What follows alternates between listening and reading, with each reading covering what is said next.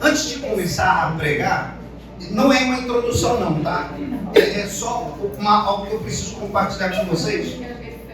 Uma corda de guitarra.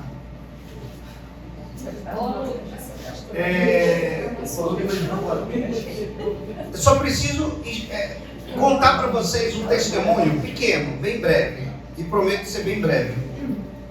Quando eu tinha uma média de 13 anos de idade, foi a primeira vez que eu li a Bíblia toda. E quando chegou no Salmo 22, eu chorei muito.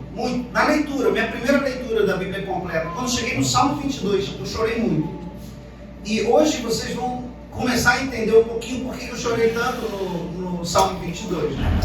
E aí você pode estar dizendo assim, poxa pastor, você vai pregar uma mensagem que Deus impactou você quando você tinha 13 anos de idade. É exatamente isso que eu estou dizendo. Só que ao longo dos anos, eu vim lendo esse texto muitas vezes. E eu vim regando ele com informações, com conhecimento, com coisas da cultura judaica e muitas outras informações que às vezes a gente não tem quando a gente lê a primeira vez. E a gente apenas fica impactado com o texto. Mas dentro do contexto que a gente vai estar estudando, eu queria compartilhar com vocês o seguinte, que você tem o seu coração muito aberto para ouvir aquilo que Deus falou com um cara de uma forma sobrenatural. Essa é a palavra que eu preciso dizer para você, sobrenatural. Não tem como esse salmo ter escrito por um ser humano natural. Foi o próprio Deus que inspirou a escrever esse texto. Foi a própria mão de Deus agindo na terra que colocou esse coração de Davi, sabe? Homem segundo o coração de Deus. Davi que escreveu esse salmo. Então eu quero compartilhar essa mensagem com você. E eu só quero deixar esse pano de fundo para você entender que não é uma pregação comum. Algo que impactou a minha vida. A minha história todinha foi impactada por causa desse salmo.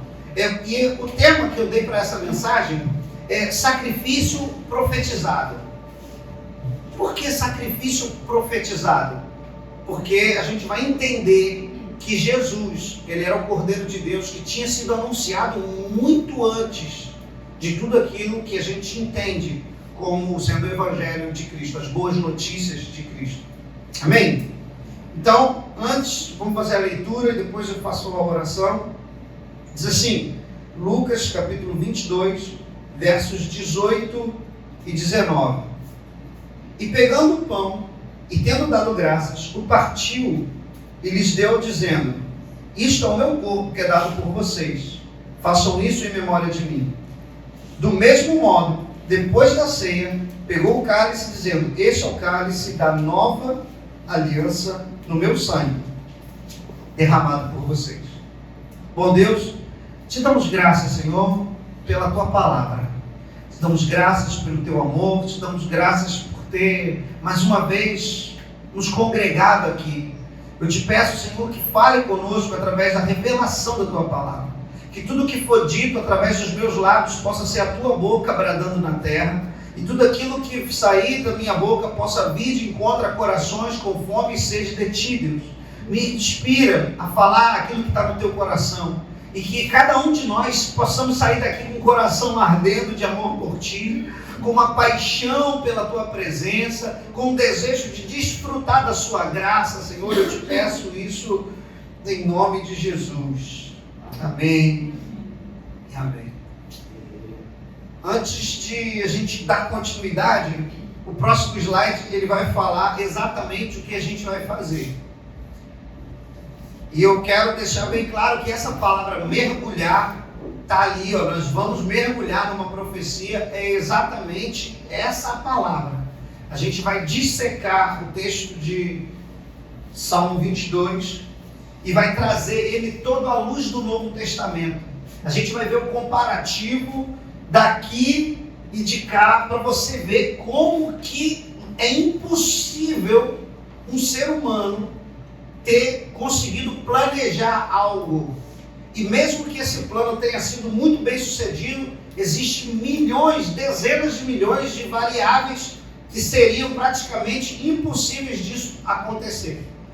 Então eu quero já iniciar aqui dizendo que esse salmo foi composto por Davi. Alguém que conhece mais ou menos a história de Davi? Era um camponês, pastor de ovelhas, né? Que um dia estava lá cuidando das suas ovelhas, até que seu irmão grita assim: olha, tem um cara lá em casa querendo te chamar para jantar. Ele disse que tem um negócio que ele quer te conhecer. E aí quando ele conhece Samuel está com chifre, com óleo, ele unge a cabeça de Davi e diz assim: você vai deixar de ser um pastor de ovelha e algum dia você vai sentar no trono e você vai ser rei de Israel.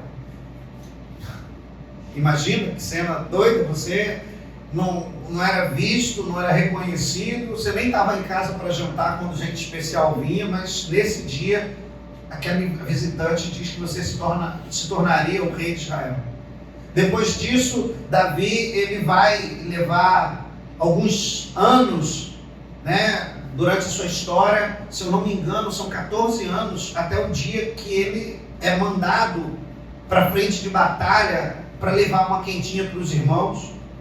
Os irmãos estavam na guerra e o pai diz assim: olha, leva comida para os seus irmãos. E ele, né, leva. Quando chega lá, ele se depara com uma cena muito estranha. Como é que pode o exército do Deus Altíssimo sendo afrontado por um homem só? Ainda que seja grande, um gigante, o Golias. Mas Davi fica indignado com isso. Como é que pode? É impossível. O Senhor dos Exércitos é a favor de Israel. Por que um homem só está enfrentando o exército inteiro e ninguém faz nada? Então é nessa hora que Davi se apresenta para Saul e diz assim: pode deixar que eu vou lá arrebentar a cara desse gigante.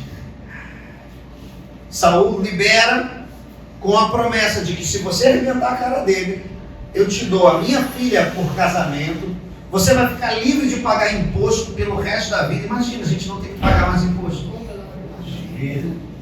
Você imaginou, quem tem carro aí, você imagina comigo que você hoje paga mais ou menos 40% de imposto, a gasolina ficaria R$3. Não é? Imaginou essa? E Davi vai e vence o Golias, e agora ele fica famoso, porque estão fazendo TikTok com dancinha dele.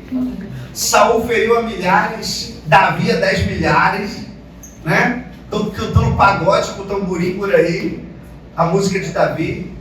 Davi agora se torna alguém famoso dentro do reino de Israel e, por consequência, perseguido também. Porque se Deus está levantando um novo rei e eu sou o rei, é mais fácil para mim matar esse novo rei que está se levantando e eu continuar como rei, não é? Foi o pensamento de Saul. Então eu vou matar Davi e eu continuo como rei. Só que, quando você tem a bênção do Senhor, não tem que as pessoas digam, que elas pensem, que elas façam, que impeça você de desfrutar de tudo aquilo que Deus te chamou para ser. A não ser que você não queira, que Deus Deus respeita o livre-arbítrio. Ele não vai além de onde você quer que Deus vá agir. Amém? Estamos juntos? Então Davi era esse menino que agora se tornou rei. E uma grande parte, e eu quero deixar isso bem claro para você, em nome de Jesus, que a maioria dos salmos que Davi escreveu não foi compostos no palácio. Eu vou repetir isso de novo. A maioria dos salmos de Davi não foi composto no palácio, foi composto no campo, quando ele ainda era pastor de ovelhas. Esse salmo é o Salmo 22. Você lembra o que está escrito no Salmo 23?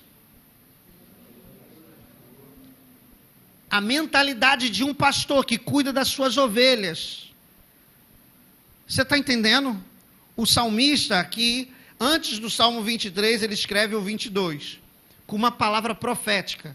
E qual é, de acordo assim, com a tradição, deve ter sido escrito por volta do século 10 e 11. Eu só coloquei o 11 ali, mas aqui então aponta para 1000 anos antes de Cristo ser crucificado. Pode passar o próximo ali que você vai ver, mas só que a academia, né, as faculdades de teologia, os estudiosos, os teólogos apontam que provavelmente essa data que foi estipulada como 10 e 11 antes de Cristo está errada. Eles, por estudos de cruzamento de dados, eles apontam que foi no século 5 e 6 antes de Cristo. Estamos juntos ainda? Isso, se pensar no século V, dá 500 anos mais ou menos antes da crucificação. Então, vamos pensar aqui comigo. Dá mais ou menos, aproximadamente, entre 500 e 1000 anos de diferença entre o dia que esse texto foi escrito, de Salmo 22, até o dia que Cristo foi crucificado. Seja muito sincero com você mesmo. Você já fez plano que deu errado? Eu vou fazer um plano para ir na praia. Aí choveu. Eu vou comprar, sei lá, eu vou comprar uma televisão nova. Aí quebrou o micro-ondas. Aí, você está entendendo o que eu estou falando? A gente planeja um negócio e dá errado, e aquele plano que a gente conseguiu, e eu estou falando de um plano imediato, de coisas de dias, de meses, de semanas. Você já fez algum planejamento para anos, para mais de ano? Né? Eu lembro que quando eu comecei a namorar com Letícia, a gente tinha um plano de casar. E eu estou falando sério. O dia que eu fui na casa da mãe dela, no primeiro dia que eu fui pedir para a mãe dela para namorar com ela, eu disse assim, eu vou casar com sua filha. A mãe dela foi e disse assim, para mim não vai não. Agora não, nem tão cedo. E fica tranquilo, ela tem muito tempo para frente. Quando eu saí no portão, eu falei o que para você, amor? Daqui a 3 meses eu volto para falar com sua mãe de novo que a gente vai casar. Não foi, mãe? Uma cara de tristeza. Não sei se isso é bom ou ruim.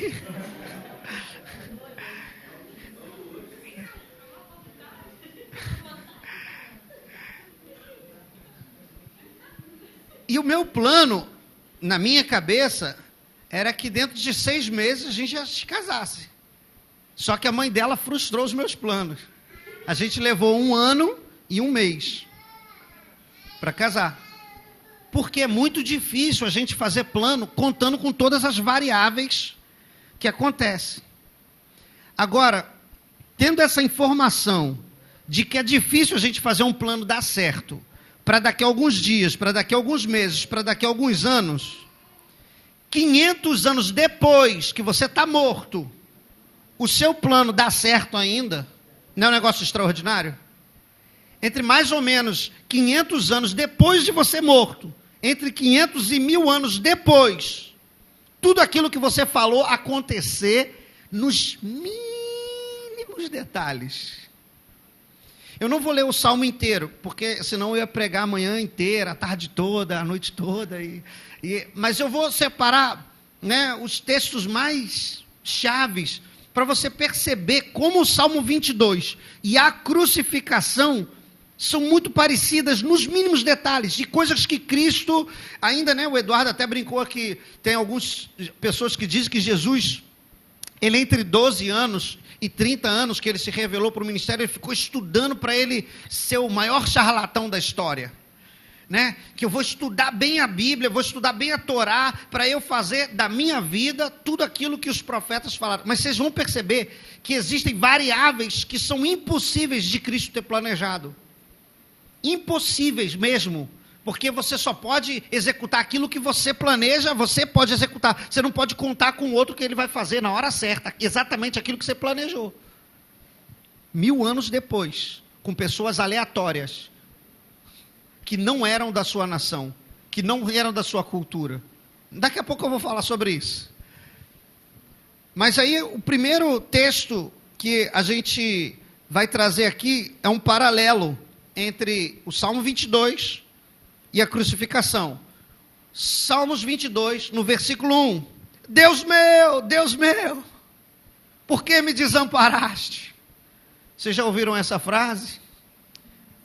No Salmo 22 que você ouviu essa frase? Não.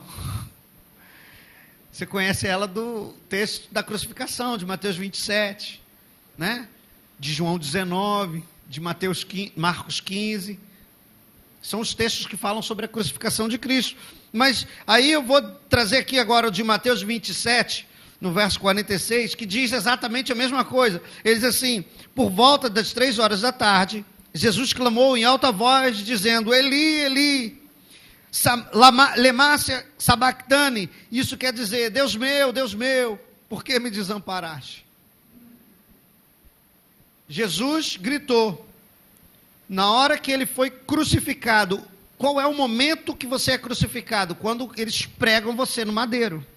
Esse é o momento da crucificação.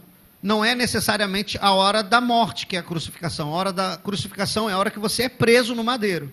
Às 3 horas da tarde, Jesus dá esse grito. E tem como você lembrar de, estou fazendo um plano aqui, aí o cara vai, crava na sua mão um prego, e você lembra do plano? Não, agora está na hora de eu fazer esse grito assim. Eu acho sádico demais alguém pensar num negócio desse. Mas é possível. Não é? Para um psicopata, o cara está ali focado no que ele precisa fazer. Mas eu acho interessante que esse grito de Cristo, que também está no Salmo 22, esse é o momento exato. É o momento, assim, o ponto crítico, né, a hora H de Jesus estar recebendo no seu próprio corpo todos os nossos pecados, todas as nossas doenças, tudo que existe de ruim, de maldade, de miséria, tudo isso foi nesse exato momento que Jesus grita isso. Ah, pastor, mas por que Jesus estava recebendo? Primeiro, a gente entende que o sacrifício do cordeiro, ele é para remissão de pecado, amém? Então, eu que sou pecador, coloco a minha mão sobre a cabeça do cordeiro, transfiro o meu pecado para o cordeiro, e o cordeiro transfere a sua inocência para mim. Estamos juntos ainda? Nesse momento em que o cordeiro é imolado, né, que é morto, sacrificado, os meus pecados estão sendo perdoados. Então, Cristo, nesse momento, ele não tinha morrido ainda. Ele só estava dizendo: Pai, por que me desamparaste? Porque o que separa o homem de Deus é o pecado. Quando Jesus fala: Deus meu, por que me desamparaste? É porque naquele momento ele estava recebendo o pecado de toda a humanidade. Esse grito de por que me desamparaste é porque Deus não conseguia agora, de alguma maneira, olhar para Cristo por causa do pecado que estava sobre ele. Presta bem atenção, estava sobre ele, não estava nele, correto? Como essa roupa está sobre mim, não está em mim. Agora, a goiaba que eu comi antes de vir para o culto está em mim. Deu para entender a diferença? Sobre e dentro. Então, Cristo não tinha pecado, ele recebeu em cima dele os nossos pecados. E é exatamente esse texto de 2 Coríntios 5, 21, que diz assim: aquele que não conheceu o pecado. Jesus, ele nem conhecia o pecado. Deus o fez pecados por nós, para que nele fôssemos feitos justiça de Deus. E eu não sei se você consegue entender a profundidade que esse versículo tem. Mas eu vou só para dar uma palhinha, eu não vou pregar sobre esse texto. Mas Deus cometeu a maior injustiça da eternidade para que você e eu fôssemos justificados. A maior injustiça é alguém que não conheceu o pecado morrer no meu lugar. Sabendo que ia morrer, sabendo que ia pagar o pecado, mas mesmo assim decidiu fazer por amor. Quando a gente olha para esse texto e a gente vê aqui que nós, enquanto ele se fez pecado, olha, Deus o fez pecado para que nós fôssemos justiça. Eu não sei você, mas eu, Nelson, muitas vezes me senti sujo e não queria entrar na presença de Deus por causa da vergonha. Já aconteceu com alguém aqui? De você falar assim: olha, como que eu oro agora? Eu estou com vontade de orar, mas estou sujo, estou mal. E eu quero dizer para você, em nome de Jesus, essa é a maior arma que o inferno tem. O diabo tem, essa é a maior arma de dizer para você que você é sujo, que você é pecador, que você não merece, que você não é bom o suficiente. Mas quando a palavra de Deus diz a meu e a seu respeito, diz assim, quando o diabo, ele olha para você e diz assim, você é sujo, você é pecador, e você começa, eu sou sujo, eu sou pecador. Deus está olhando do céu, não. Jesus, ele carregou tudo. Você é justiça, irmão. Você não é pecador. Você é justiça de Deus. Eu fiz justiça por você. Eu paguei a conta. Está pago. Fica tranquilo. Você pode desfrutar. Por quê? Porque você foi feito justiça de Deus. Deus fez de você justiça de Deus. Você pode dizer isso para alguém? Você é a própria justiça de Deus. Irmão. Está tudo pago, está consumado. E foi exatamente nesse momento, Deus meu, por que me desamparaste? Foi exatamente ali que ele estava recebendo sobre ele. Eu não vou ler os textos do Antigo Testamento para a gente fazer comparação. Tem o texto de Isaías 53, depois você lê, né, que fala sobre, e ele levou sobre si as nossas dores, as nossas enfermidades.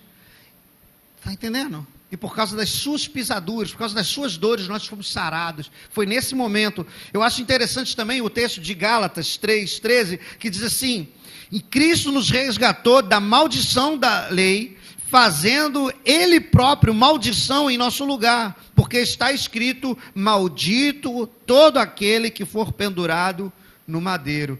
Esse texto aqui, maldito, faz referência a Deuteronômio, né? Fala sobre as pessoas que eram enforcadas ou mortas em árvores, no madeiro. Então era maldito. Então Cristo se fez maldição para que você e eu fôssemos livres da morte, do pecado, da ofensa. Você é perdoado. Eu ouvi um aleluia só. Você é perdoado, amado de Deus, a justiça de Deus. Jesus, ele se colocou nessa posição para que você e eu tivéssemos o benefício do perdão. Outra passagem desse salmo, no versículo 7 e 8, vai dizer assim, que Cristo enfrentou a zombaria e o escárnio. Mas olha só o que o salmista Davi vai dizer, no verso 7. Todos que o veem zombam de mim, fazem caretas e balançam a cabeça, dizendo, confiou no Senhor, que Ele o livre, salve-o, pois nele tem prazer. Não foi exatamente as mesmas coisas que as pessoas que passavam no momento da crucificação falavam? Olha só o que diz. Eu vou ler os versos de 39 até o 44. Diz assim, os que iam passando blasfemavam contra ele, balançando a cabeça, do mesmo jeito que está no Salmo. Tem como planejar um negócio desse? Não dá. E aí ele diz assim, balançando a cabeça, dizendo, ei, você que destrói o santuário em 3 dias e o reedifica, salve a si mesmo. Se você é o Filho de Deus, desça da cruz. De igual modo, os principais sacerdotes, com os escribas, anciãos, zombando, diziam, salvou os outros e a si mesmo não pode se salvar. É rei de Israel, que ele desça da cruz, então creiamos nele. Confiou em Deus, pois que Deus venha livrá-lo. Exatamente. Os caras que odiavam ele, como que os caras que odeiam você vai fazer parte do seu plano e cumprir o seu plano? Os caras que quiseram crucificar ele, estavam zombando dele, dizendo exatamente aquilo que Davi tinha profetizado, mais ou menos 1000 anos antes. Você consegue ficar impactado com um negócio desse? E ele continua, dizendo assim, também os ladrões que haviam sido crucificados com ele, o insultavam. Exatamente como no texto de Salmos 22. Tudo se cumprindo. Cristo enfrentou o sofrimento extremo, uma dor absurda, física. E quando a gente olha o texto de Salmos, fala assim, é impossível Davi ter escrito sobre a dor física. Mas olha só as palavras que ele usa no Salmo 22. Derramei-me como água, e todos os meus ossos desconjuntaram. Meu coração se fez como cera, derreteu-se dentro de mim. Secou-se o meu vigor, e como um caco de barro, a língua me apegou ao céu da boca. Assim me deitas no pó da morte. Os cães me cercam, um bando de malfeitores me rodeia. Transpassaram-me as mãos e os pés.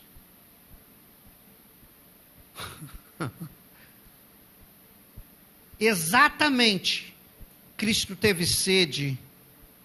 O texto, gente, é muito igual, é muito literal, é muito próximo. Lembrando que ainda não existia crucificação quando Davi escreveu esse salmo. A crucificação, quem inventou foram os romanos, para punir os rebeldes. Isso aconteceu mais ou menos entre 500 anos depois desse salmo ter sido escrito. Num período ali, pouco antes do episódio de Cristo ter nascido, que Roma não era um império ainda, estava expandindo. Não existia crucificação quando Davi escreveu esse salmo. Como que ele poderia dizer que eles furaram as minhas mãos e os meus pés? Como ele poderia falar sobre os ossos desconjuntados? Porque se você não sabe, pode passar o próximo ali. Desconjunção dos ossos fazia parte da tortura da crucificação. Porque quando a pessoa estava crucificada, o próprio peso do corpo deslocava os ombros, deslocava o tronco, né, o quadril, com o peso do próprio corpo. A pessoa se deslocava, desconjuntou os meus ossos, me deslocou. Isso é uma fala de Davi. Outra coisa que eu acho interessante, que ele diz assim, o corpo desidratado, eu estou seco, como se fosse um caco de barro. E Jesus teve sede. Eu até botei aqui a referência, né, de João 19, 28, ele teve sede.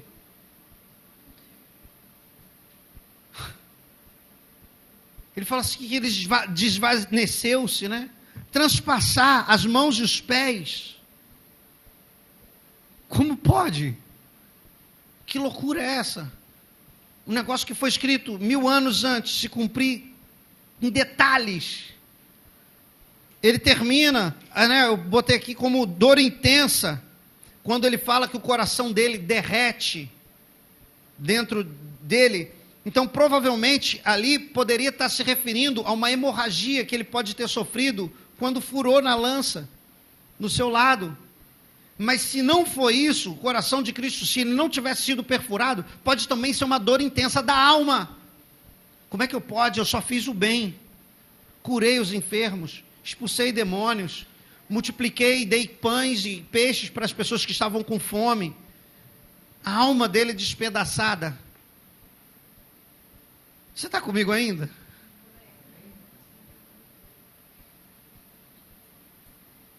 Agora, de tudo isso, coisas que praticamente até agora eram difíceis de ser manipulada, tem algo que é praticamente impossível de ser planejado, que é os soldados sortearem a capa de Cristo. Como Jesus pode planejar um negócio desse? Olha, você está me crucificando, mas não está fazendo nada. Depois você lança a sorte da minha capa, da minha roupa. Tem como fazer um negócio desse? Para o cara que está te matando? E olha só o que diz o salmista. Salmos 22, no verso 18. Repartiram entre si as roupas, e sobre a minha túnica lançaram sorte. Mateus 27, 35. Depois de o crucificarem, repartiram entre si as roupas dele, tirando sorte. Tirando sorte, da mesma maneira que Davi tinha descrito. É coincidência? Para mim, eu fiquei tão impactado com esse salmo, porque não tem absoluta possibilidade desse salmo não ter sido inspirado pelo próprio Deus.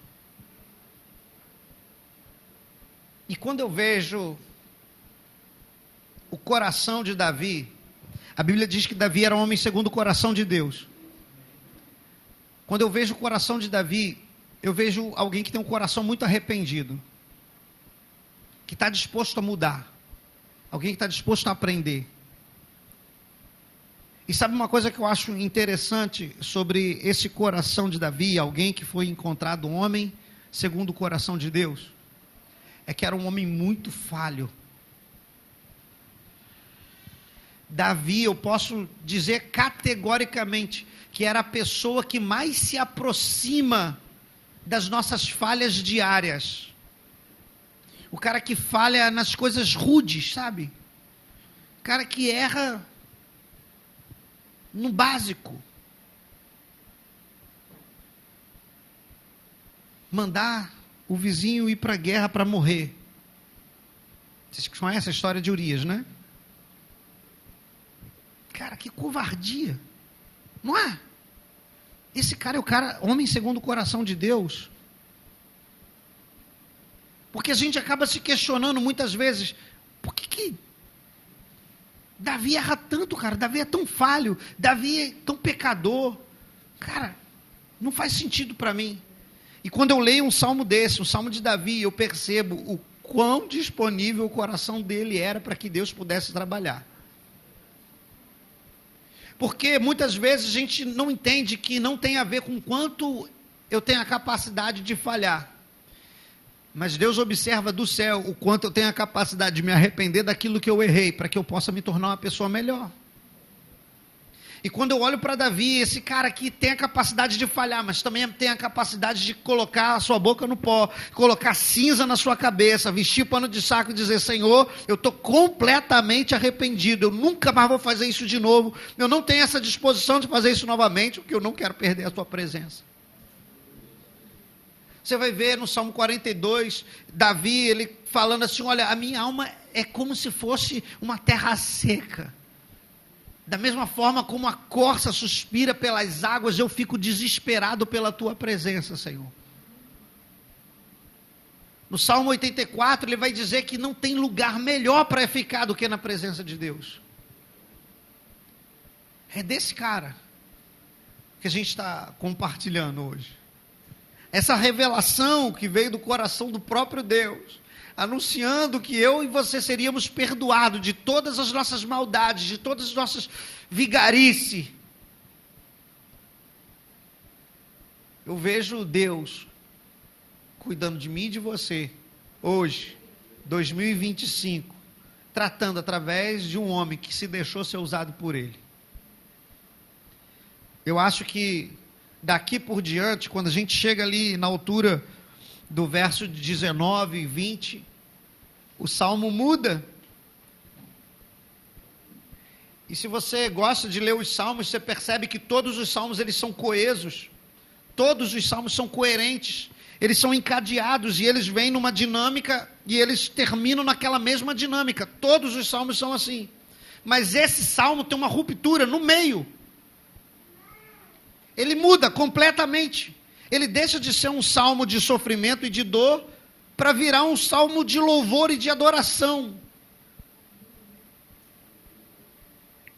Irmão, se você não consegue ver um salmo de dor se transformando em louvor e adoração, como algo que está morrendo e outra que está ressurgindo, a ressurreição, eu não sei você, mas para mim parece que essa ruptura, né, esse desconexo que é feito ali, tem a ver com a ressurreição de Cristo agora.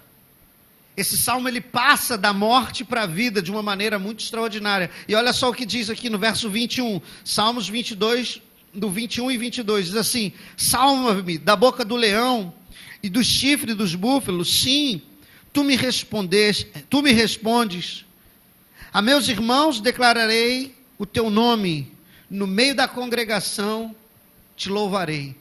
Ele começa agora, o salmo, daqui por diante, ele começa a mudar e se tornar canções de louvor a Deus. E aí no verso 27 diz assim: os confins da terra se lembrarão do Senhor, e a ele se converterão, e diante dele se prostrarão todas as famílias das nações, pois do Senhor é o reino, é ele quem governa as nações.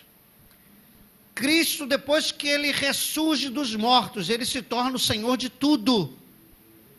Toda a terra agora está debaixo do poder de Jesus.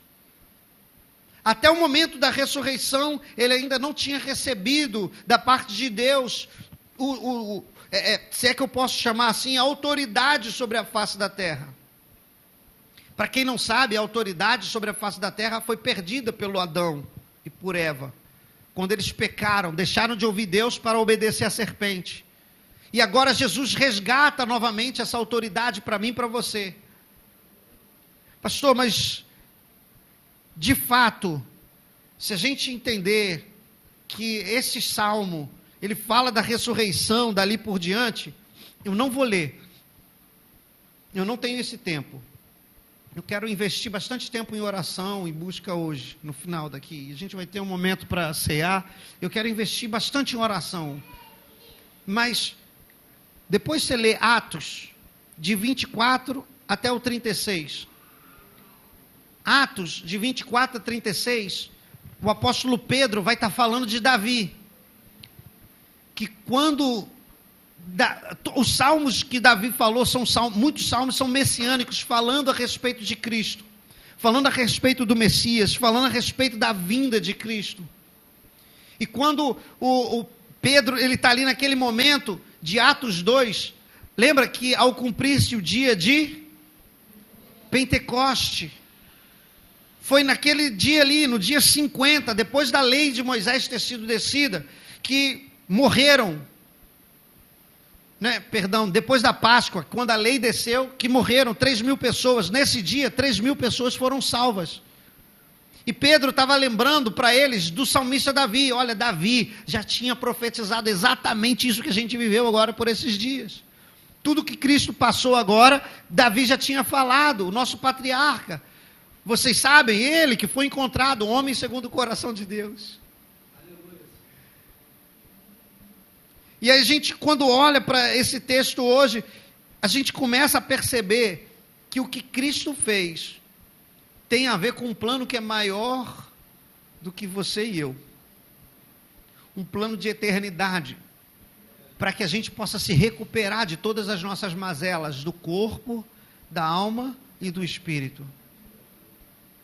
As mazelas do meu corpo são livres por causa do sacrifício de Jesus.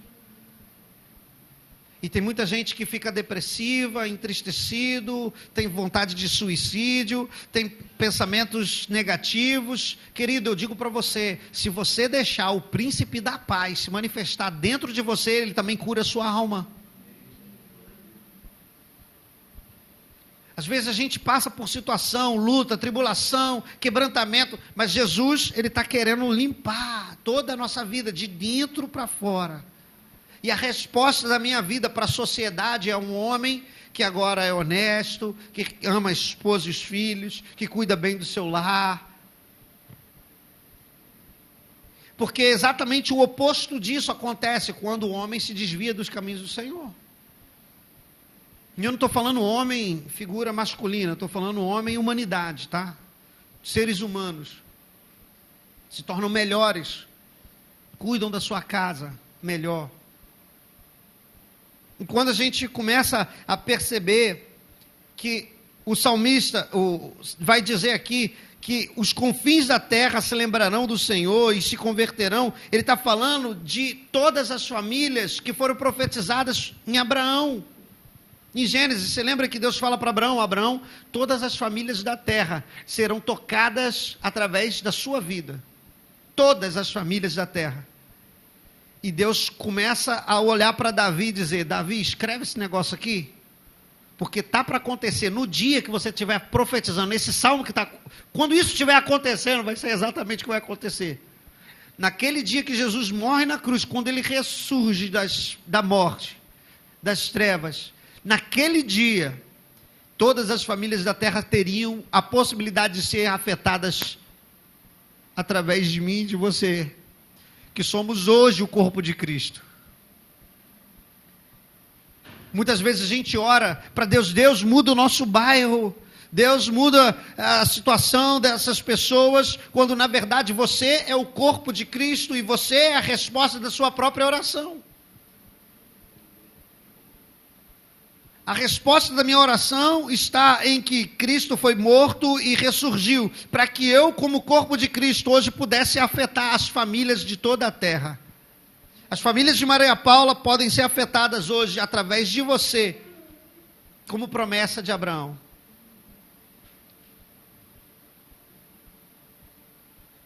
Então, de uma maneira ligeira, eu quero deixar bem claro aqui que o salmo começa com o abandono. Deus meu, por que me desamparaste?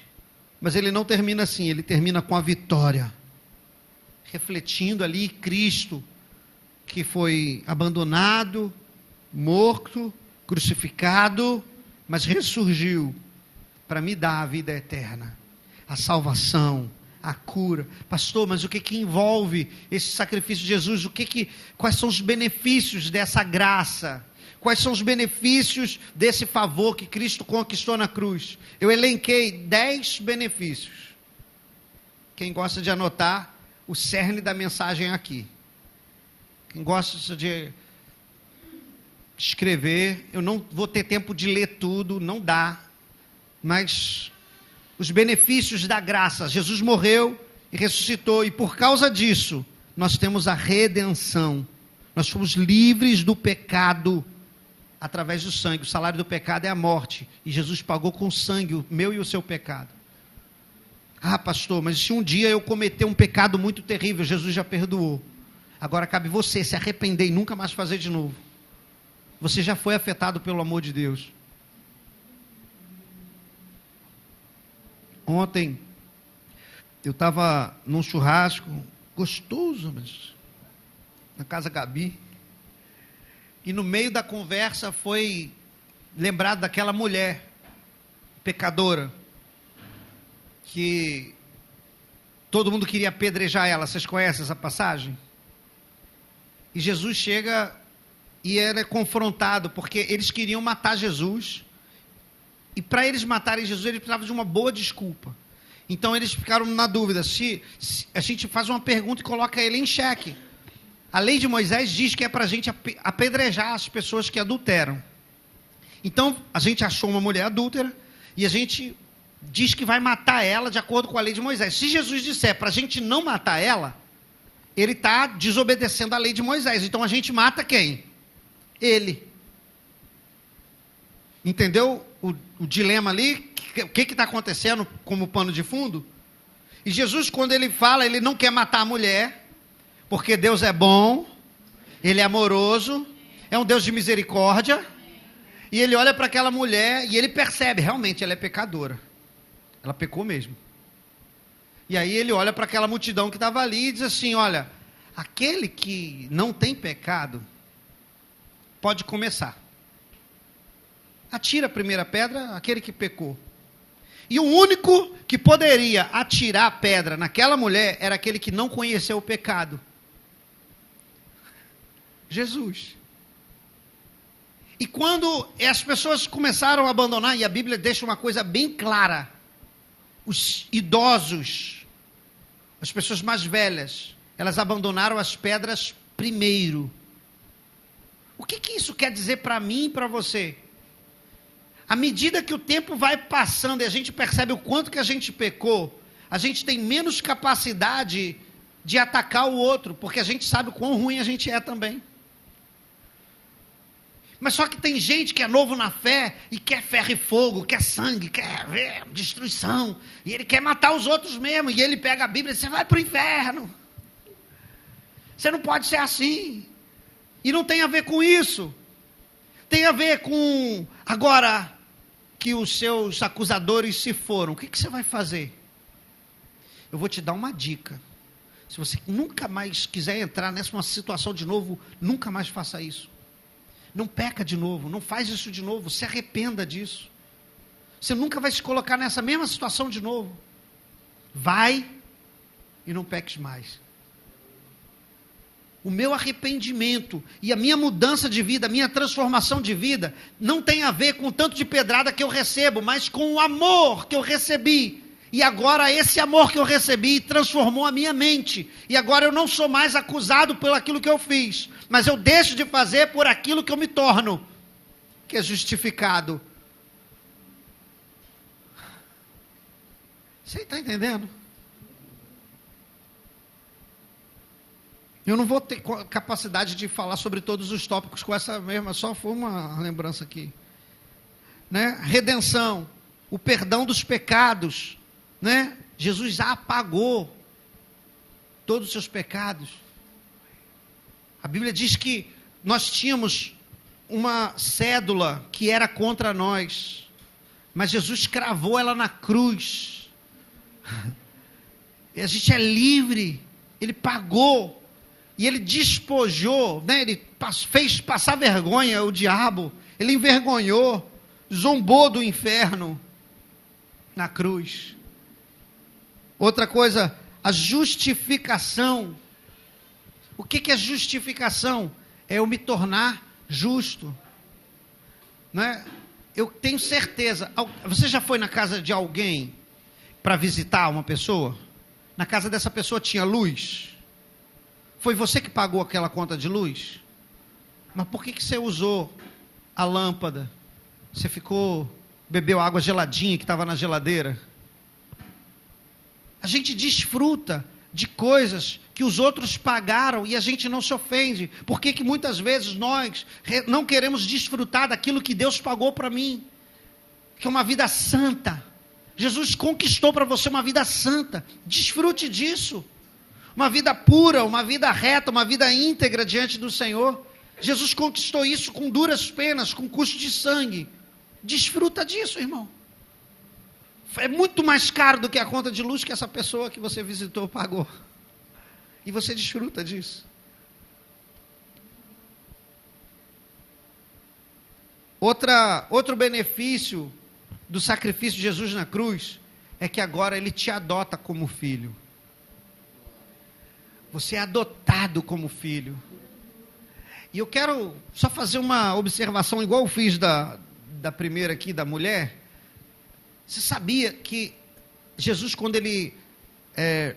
o apóstolo Paulo, ele fala sobre a adoção em Romanos, você vai ver isso em Romanos 8, né?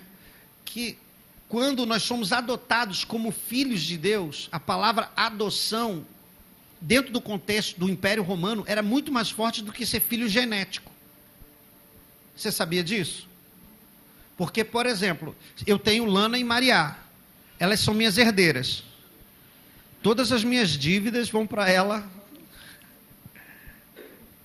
Só que o que acontecia? Tinha alguns romanos que eles eram muito, muito, muito ricos. Por quê? Porque o exército romano vinha, né? E tomava dos povos onde eles dominavam, eles traziam as riquezas, o ouro, pratas, especiarias, perfumes, couro, tudo isso era levado para Roma. Então os comerciantes de Roma eram muito, muito ricos. E tinha pessoas que não tinham filhos. E como que aquele dinheiro todo que ele conquistou durante a vida, ele não queria deixar para o governo, ele tinha de então adotar uma criança, para essa criança se tornar o herdeiro dele. Só que para o romano, quando ele tinha um filho, o filho era propriedade do pai. Ou seja, se o pai não gostasse do filho, ele tinha a autoridade de matar aquele filho. Ou abandonar. Ele podia fazer o que ele bem entendesse, era filho dele. Só que, se você é filho, você não necessariamente é herdeiro. Porque você é uma propriedade do pai, pode te abandonar ou te matar. Correto? Mas se você adotar alguém, a lei romana diz que é impossível aquele que foi adotado não herdar a herança do pai. Por quê? Porque o pai não gerou aquela criança. Ele não foi gerado dele. Mas o pai escolheu, ele foi eleito como filho, adotado. Então não podia de maneira nenhuma não receber a herança, aquela criança que foi adotada. Está entendendo? A lei romana. Só que quando o apóstolo Paulo, ele diz para a gente que nós somos herdeiros de Deus, como filhos que foram adotados, e nós podemos clamar Abba, ou paizinho, pai amado, né? O pai da intimidade, pai querido, que é a palavra Abba, quer dizer, trazendo para um sentido mais próximo, é isso. Eu quero dizer para você que de maneira nenhuma, você que foi adotado como filho do Senhor, tem a possibilidade de não herdar aquilo que Deus conquistou para você. Não existe como você não herdar. É só se você não quiser mesmo, se você desprezar mesmo, porque não tem como. E mais do que isso, ele escreveu um testamento, atestando que você tem por direito os benefícios da cruz. E ele morreu para que você tivesse acesso à herança.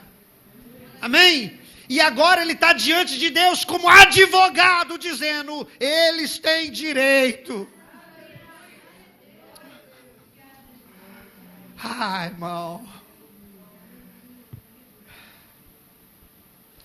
Outro benefício é a santificação. A gente não consegue ver a Deus sem santificação. E a minha santificação foi conquistada na cruz. Eu não sou bom o suficiente para conseguir me santificar, irmão.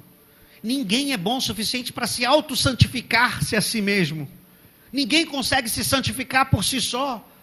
Mas o sacrifício de Jesus, ele derrama o sangue dele para nos lavar e nos purificar de todo o pecado. Você foi santificado pelo sangue de Jesus. Outro benefício é a reconciliação com Deus. Nós temos hoje paz com Deus. Conhecem essa?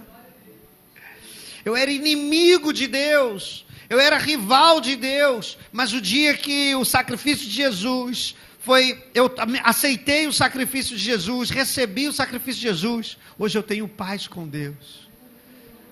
Não somos mais escravos da ira, objeto da ira de Deus, agora nós somos amigos, reconciliados com Ele. Outro benefício da graça é a vida eterna. Embora o meu corpo, pode ser que um dia a terra consuma, eu não morrerei. Ainda que o meu corpo se deteriore e volte para o pó, eu não vou morrer, porque eu vou viver pela eternidade, eu vou para um lugar de descanso com o Senhor, e lá na eternidade a gente se vê. Amém? Só 2 irmãos querem ir para a glória também? Então tá bom. A gente se vê lá na glória. Amém, amém, agora sim. Outro benefício do sacrifício de Jesus é que Jesus ele estava andando de cidade em cidade, de aldeia a aldeia. A geografia ficava impossível de Jesus estar em todos os lugares ao mesmo tempo.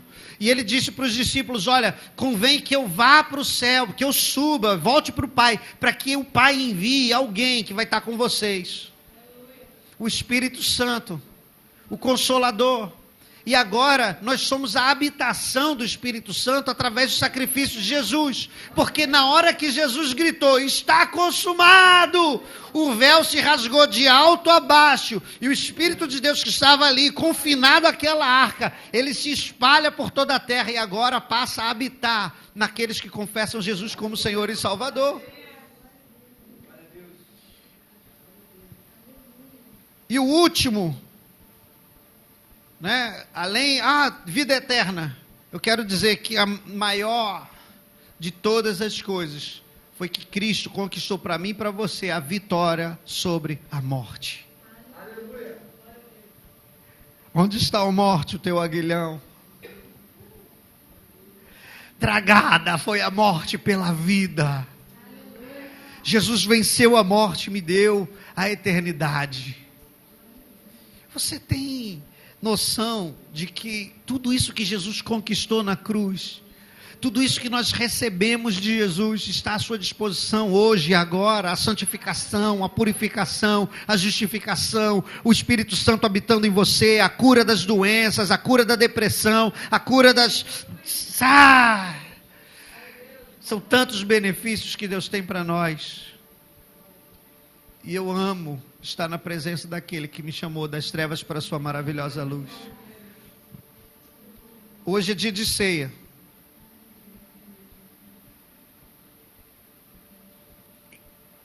Todo culto de ceia eu tenho o hábito de pregar sobre o que Jesus conquistou na cruz, sobre a crucificação.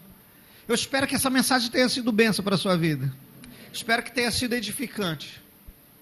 Mas do que edificante, mais do que bênção para a sua vida, Jesus disse: façam isso em memória de mim. E anuncie a minha morte até que eu venha. Anunciar a morte de Jesus tem mais a ver com aquilo que nós estamos para desfrutar quando a gente sai desse ambiente do que essa pregação. Ela é uma reflexão, e esse ato que nós vamos fazer, embora seja espiritual também, é um símbolo para que a gente nunca esqueça dos benefícios da graça.